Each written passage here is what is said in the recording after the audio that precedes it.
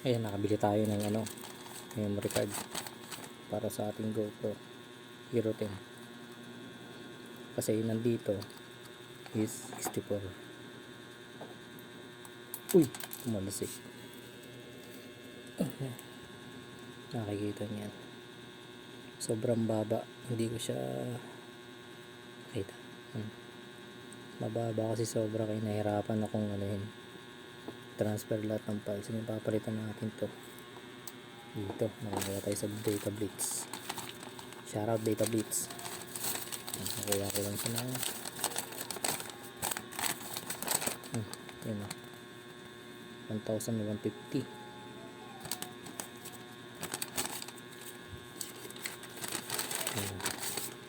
Pero ang presyo niya talaga 1,195. Binigyan lang ako discount ni kuya. Unboxan natin. Pitin natin to. Kalang tayong gunting.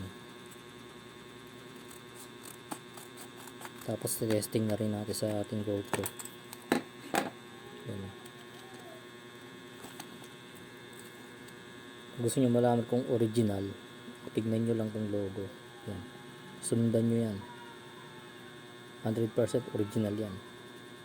Yan. Tapos ba? Ay, hindi pa abot.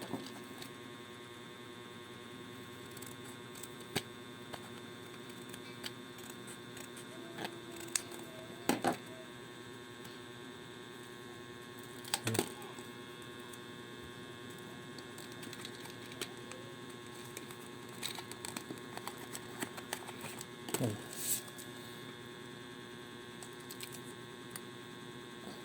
256. Yan, nakasil talaga siya.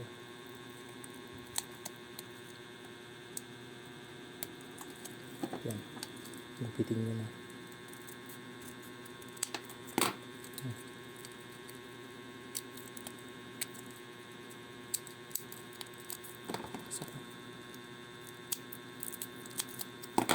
Pwede yung gupitin, mas ingatan nyo lang.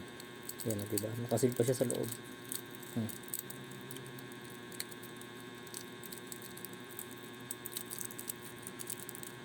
Yan.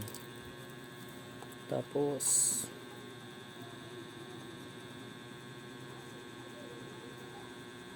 parehas lang siya ng kulay.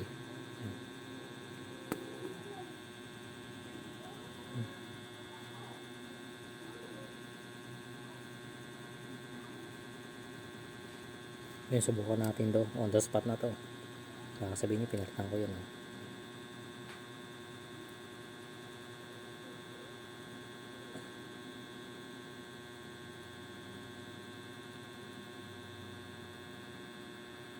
So, 5.6.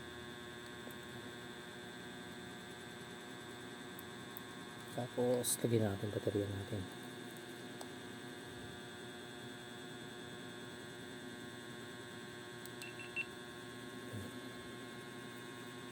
Yun. Diba? 9 hours. Ayun, pag PK kasi yan, malalaman nyo agad yan. Magkukorap siya. Pagilin nyo lang siya. 9 hours siya.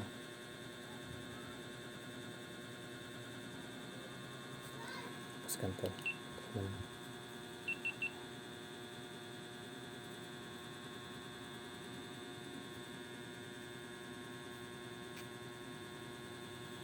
Hours yan. Tapos titingnan natin kung magaano yung files niya. Hindi siya nag-corrupt.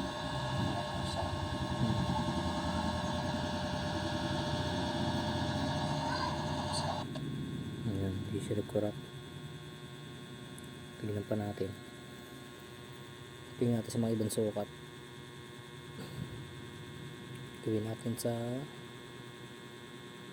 2K.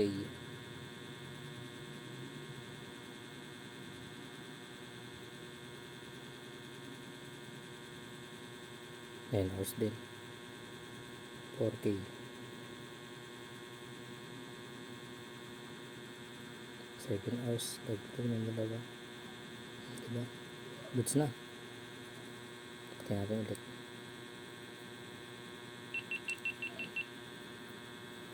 Shoutout data please.